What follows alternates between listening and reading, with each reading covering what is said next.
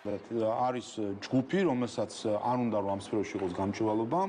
და ეს ასეც არის ორგანიზაციები, მათ შორის ისეთი, რომელსაც ჩვენ ხედავთ, რომლის ფინანსებიც არის გაუმჭვირვალე.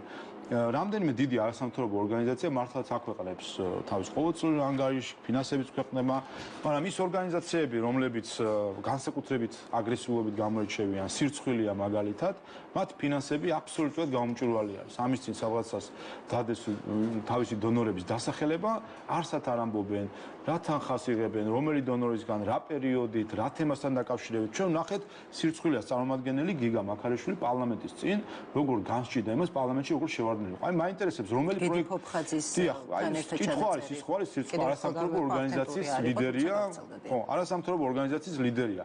აი მარტივი კითხვა, რომელი პროექტი არ არის დადგენილი უკაცრავად შემიშავა. თქვას არის თუ არა ეს ავთენტური და შემდეგ გასცეს მეორე კითხვას პასუხი.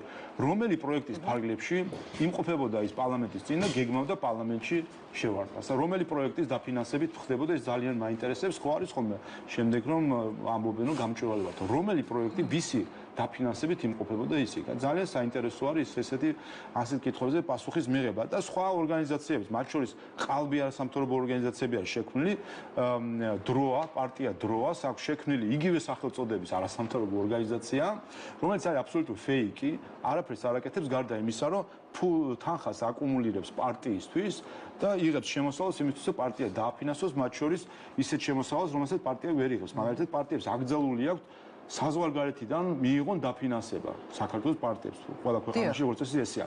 აი აქვს შექმნილი ესეთი fake NGO-ები, რომლებიც იღებენ დაფინანსებას, ვითომ როგორც NGO, სინამდვილეში ეს არის პარტიული დაფინანსება და ამას იღებენ უცხოური წყაროებიდან. ასეთი გაუმჭვირვალე სისტემა არის სამწუხაროდ. სამომავლოდ როგორ უნდა მოაგვაროთ აი ამ ეს საკითხი, სისტემური მოგვარება შესაძლებლობა იძლეოდა ეს იდეა და კანონმდებლობა, თუმცა ვინაიდან მიუღებლობა არის ამის მიმართ, მე კიდევ ერთხელ საბოლოო ჯამში ვფიქრობ, რომ ვინაიდან ზოგადად ეს ინფორმაციებიც გაჟღერდა, ეს პრობლემატიკა დაისვა, ის გამოწვევები, რომელიც ამ სექტორში არის, გაიგო ჩვენმა მოქალაქეებმა, ვფიქრობ ახლა უკვე მოქალაქეები და მედია დაინტერესდებიან ამ საკითხებით და საბოლოო ჯამში ამითი გახდება გამჭვირვალე როგორ უნდა გახდეს აი ამ ტიპის აქტივობები, თქვათ მედიისა და საზოგადოების მოიკითხავს, როდესაც მაგალითად, როდესაც შემდეგ ჯერზე ელენე ხოშტარია ჩაგვიტარებს უკვე მე-15 ბრიფინგს და კიდევ ერთხელ დააბრალებს ქვეყანას, რომ საქართველოს სანქციებს გვერდს უვლის და კიდევ მე-15 ჯერ დადასტურდება, რომ ის იტყუება და ეს არის სიყალბე, ხო, გვახსოვს, ხო, ბრიფინგები, ტყუილები. აი მე საზოგადოება იკითხავს, კი, მაგრამ შენ რომ ორგანიზაციას ვინ აფინანსებს, მე შეხედავს ვინ არის დამფინანსებელი და იმ დამფინანსებელთან იკითხავს, რატო აფინანსებს ის ორგანიზაციას, რომელიც დაკავებული არის დეზინფორმაციით და ამ განსაკუთრებით მწვავე გეოპოლიტიკურ, ასე ვთქვათ, რისკებით სავსე პერიოდში, რატომ ავწელებს დეზინფორმაციას და აბრალებს საკუთარ ქვეყანას ისეთ რაღაცებს, რამაც შეიძლება რისკები ქვეყანას.